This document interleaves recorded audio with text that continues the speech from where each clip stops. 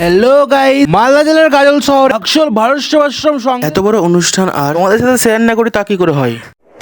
তো প্রথম দিন সন্ধ্যার দিকে চলে এসেছি আমরা আশ্রম, আর দেখতে পাচ্ছ এখানে স্বামীজির প্রবচন চলছে। গুরুদেবের সব আঞ্চলিক শিষ্যরা বসে রয়েছে এখানটা। তারপরে গাইস এগুলোর পর আমরা চলে যাই গুরুদেবের চরণ স্পর্শ করতে। অনেকটা বয়স হয়ে যাওয়ার কারণে অনেক কষ্ট করে সিঁড়ি দিয়ে উঠছেন উনি, আর আমরা এখন পৌঁছে গেছি গুরুদেবের দরজার কাছে। গুরুদেব আমাকে দেখতে পেয়ে ভেতরে ডেকে নিল, আর এখানে আমরা এনেছি গুরুদেবের জন্য কিছু ফল আর মিষ্টি। গাজলের বিশাল নাট্য সংস্থা থেকে একটি নাটকের ব্যবস্থা করা হয়েছে।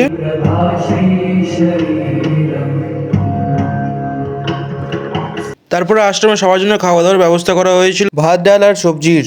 আর গাইস দেখতেই পাচ্ছ কালকের মেন অনুষ্ঠানের জন্য সবার জন্য খিচুড়ি প্রসাদ তৈরিতে সমস্ত আয়োজন করা হচ্ছে।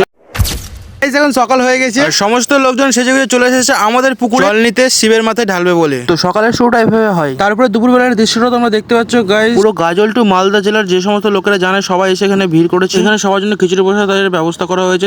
এবার গাইস সন্ধ্যা হয়ে এসেছে, এবার তোমাদেরকে সন্ধ্যার দৃশ্যটা দেখাবো। তোমাদের সকলকে জায়গা যোগ্য এখানে হবে। সমস্ত লোকেরা এই মহোৎযজ্ঞ দেখার জন্য এসে ভিড় জমিয়েছে, দেখতেই পাচ্ছ।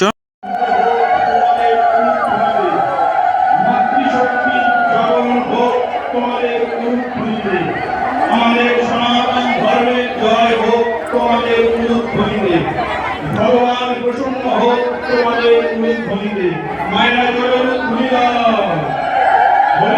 তারপরে গাইস দেখতে পাচ্ছ অস্থির সনাতন ধর্মের ধর্ম সম্মেলনের অনুষ্ঠান যজ্ঞের আগুন জ্বলে উঠেছে, আর একের পরে এক সমস্ত নিয়ম বিধি অনুসারে যজ্ঞের আগুনে আহুতি দেওয়া হচ্ছে।